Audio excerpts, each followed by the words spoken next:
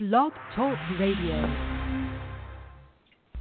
Here at ACO Radio, American Communications Online, or any affiliated stations or websites are not responsible for what guest hosts or call-ins may say.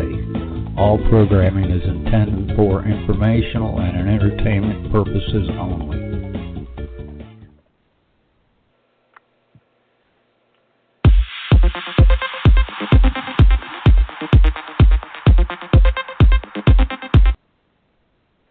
Hello, world. This is TJ Morris, and you're listening to American Communications Online, and TJ Morris ET Radio is our station brand. So welcome aboard, all you ground troops spinning around smartly on the planet. This is our Sunday show. We're back on Sundays. This is August 16th, 2020, and it's a really beautiful day here in the panhandle of Florida on the Gulf Coast in Gulf Breeze, Florida. Beautiful, sunny summer day, and life goes on. I'm so excited tonight. I've got two people from California and two people from Hawaii. So let me get started today because James Tolley is our facilitator today from Maui, Hawaii. But I've had a couple of people I've got to get on here because they're really helping me with my radio shows. But let me introduce Tommy Hawksblood of the Big Island. So, Tommy, you know how we do this. Go ahead and introduce yourself. Hello, everybody. Tommy Hawksblood. I'm on the Big Island, which is right across from where he is. What's going on here? We've got so many things going on with weather, insects, and you name it. But it's pretty active. But this should be an interesting day. We got a new topic for today. Let's see how far it goes. Thank you, Tommy. Suzanne, would you like to go next? Yeah, I would love it. Hey, first of all, TJ, thank you for including me and bringing me on with you. It's always an exciting adventure. And I'm here in Dana Point, California, and the weather is just perfect. It's a 74 degrees during the day, and I am feeling alive, connected, and content to be here. So thank you for having me. Thank you very much. Thank you, Suzanne. She does another show with me as does her husband just last night. Rich Flynn, artist of California. Introduce yourself. Well, TJ, you sound great. My name's Rich Flynn. I'm in Dana Point also. Yeah, it's beautiful here, and I'm looking forward to a good show. Thank you, Rich. All right, James Tolley, you have the floor. You are our special guest, and we're so happy to have a new person join all of us with our ACO Club, our Ascension.Center, our Love and Light Healing Community in 2020. Now, I understand you're going to help us, and I got your little messages, so I changed out what I put on here, but I hope, I don't think we can see everything you sent me, but I've got quite a few things. So, genuine human happiness and how to cultivate it, James Tolley. You have Peacefully. So would you introduce yourself, James, the way you like to be introduced to the world, please? Thank you so much. It's wonderful to be here. I'm really happy to be speaking about communication skills and how they can contribute to human happiness and better relationships. My name is James Tolley. I have a site. It's called peaceful.ly. And on that site, I like to go into communication skills and communication breakdowns and things like that. That we can learn from. And I'm a longtime Buddhist. I'm fascinated with the dynamics of collaboration and competition between people and how they communicate on an interpersonal level and also on a societal level with mass communications. And I've been a couples communication coach for years and a student of nonviolent communication, a student of Harville Hendricks and his wife Helen LaKelly Hunt's Safe Conversations, and I've created some of my own techniques in order to help couples who have a hard time speaking with each other and other people who have a hard time speaking with each other really understand what's important to the other person and have productive conversations really quickly that actually bring out the best in people and resolve conflicts constructively. Wow, what a great introduction for our spirituality today. So I really appreciate everybody showing up. Let me see who this is in New Orleans.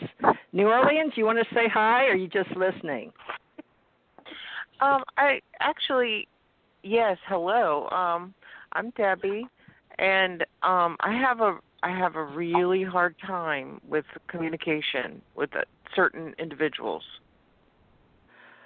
Wow, well, we appreciate you calling in, and we'll have questions for James on the last hour. Let's hear what he has to say about all of us, and we'll get back to you, Miss Debbie from New Orleans. Okay. Thank you. All right. You bet. Okay, James, you've got the floor. I'm going to mute, and Tommy will be listening with himself muted, as so will Suzanne and Rich. So when you get to a point that you need a break, or you want to ask us questions in the last hour, we'll let Debbie or anybody else that wants to call in. Is that fine with you? Sound like a plan? Yeah, that sounds great. Sounds fantastic. All right, I'm going to mute. You have the floor, sir. Thank you so much. So the reason why communication skills are really essential in our spiritual life is because, first of all, we are essentially spiritual beings, and that's not some kind of woo-woo thing, or I'm kind of imagining it or making it up, or it's some kind of a narrative or something. It's really that we are at our essence, in our inner world, we are made up of thoughts and feelings, longings, desires, and and that rich inner world really drives our world in the outer world. It drives our actions, creates all the things in society that get created, destroys all the things in society that get destroyed. And so we're always moving from our spiritual self, our feelings and our longings, these things that don't have any physical component to them really, but they drive us and they force us or bring us into being active in the world and creating things in the world. And so the physical world is a reflection of the combined longings and feelings and thoughts that we all have. And so that in that way, we're basically spiritual beings. And so communication skills have a... So you there? Hello? Hello? Hello? Hi, this is Suzanne. Is James there, or did James drop off? Hello? It sounds like he dropped off. Oh, dear. All right. Well, Tommy, hopefully he'll be able to rejoin us. Tell me what is happening today in your spiritual growth cycle, Tommy. Well, I just did a real incredible show last night. So it was like we had 5 speakers, 5 different people on there. One was mainly the host. He didn't speak that much. But we had one person that was a demonologist and researcher. We had another person that claimed, I don't know how he does or says what he says, but he claims he's working with the government and he's working with traveling with aliens and grays and all that. And it was, I don't know, I kind of like debated everything he said about that. We had one psychic who was pretty cool, and we had a person that works with dreams. And it was such a really twisting, winding road that we went down due to everybody's specific agendas or what they deal with and everything else. We got into some incredible ideas, though. Well, James is back now, Tommy. Let's get back to James. Let's hope he's here. James, I might have misdialed or somehow I got you to answer my phone. I could hear you, but you were on my cell phone. But now you're back on the studio, right? Yes, I am. I'm sorry about that. Oh, yay. Me too. Okay, folks, we don't know what happened, but it doesn't matter. He's back now. Okay, I'll go back on mute again, and all my guests, you guys mute yourself if you have a button. And hopefully there won't be any noise in the background. But you started off with how to transform, and we have people listening all over the world. So help us out here, James. Now, I understand you're a facilitator in Maui, Hawaii, and you have a website called peaceful.ly instead of .com. That's peaceful, the word, .ly. Now, start over again, James. You've been helping people for a long time. And we got off to a bounce into our cell phones somehow. I'm not sure if the studio did it or we did because we're all up there in cyberspace. But back to you, James. So I will mute now, okay? Thank you. Thank you so much. I wanted the website address. I do have peaceful.ly as one of my addresses, but the one that I'd like everyone to know about around communication skills is mindfulspeech.training, mindfulspeech.training. So if you're interested in these ideas, please go there and we can connect. So, yeah, I wanted to go into a little bit about how we're spiritual beings and all of our thoughts and longings and feelings and all of our rich inner world are reflected in our speech, and we can't really even help it. Our speech is driven, just like our actions are driven, by our inner world, our rich spiritual world. So if we have a desire for something, then we're going to be speaking about it. If we have some kind of attachment, some kind of a dramatic relationship with something, that's going to come out in our speech as well. If we feel like our happiness is contingent on someone that we're in a relationship with being different or doing something that they don't want to do, all of that stuff is going to come out in our speech. And so when we listen, when we know how to listen to other people's speech in a certain way, and we know how to come from a certain place in our own speech, we can actually include our spiritual life in our actual day-to-day life and in our relationships in a really transformative way. So that's the perspective on communication skills that I take. And just to give you an idea, I'll give you one idea. So if I'm upset with someone, if I have something in me that's bothering me, and that's a spiritual experience that I'm having. It's an experience that I'm struggling with my relationship with the universe. You could call it I'm struggling with my relationship with God. Whatever it is, I'm kind of stuck and I'm needing something that I don't feel like I'm getting, right? And let's say I'm projecting that onto someone else. Like I'm really upset with them. I see them as the source of my upset. There are so many ways that I could address that situation. People in intimate relationships, they get vulnerable and intimate with each other, and then all kinds of sensitive issues come up, and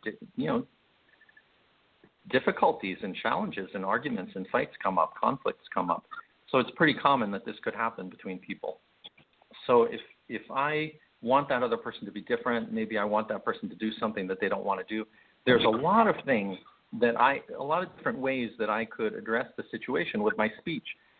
A lot of the typical ways would actually degrade my relationship with the other person. Maybe I could try to threaten them or use a tone of voice that's like condescending or is meant to instigate their shame or somehow destroy really or degrade the rapport and relationship, the trust that we have in order to get this need met, in order to get my strategy met, right?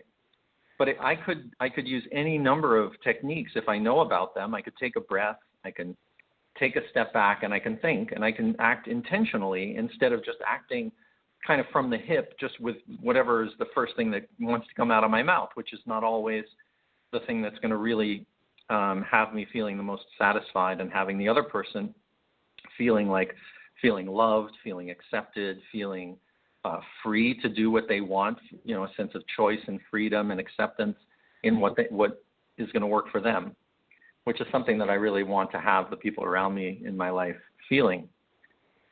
So we can call this, I guess the least skillful way to speak would be I would call that person a name. I would say you're a jerk or something like that, and that obviously is really painful to hear. It's painful to say.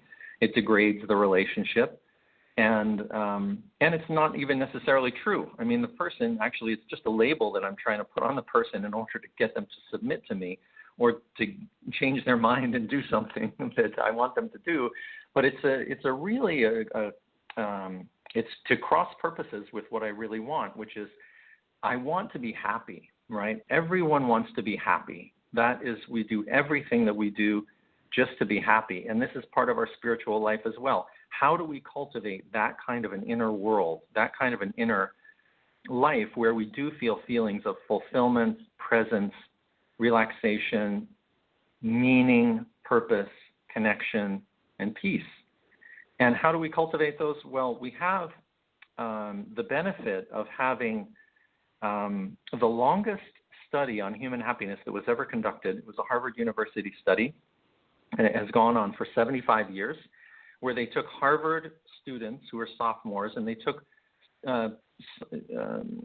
men of a similar age in a kind of a low income community in Boston, and they followed them and they interviewed them throughout their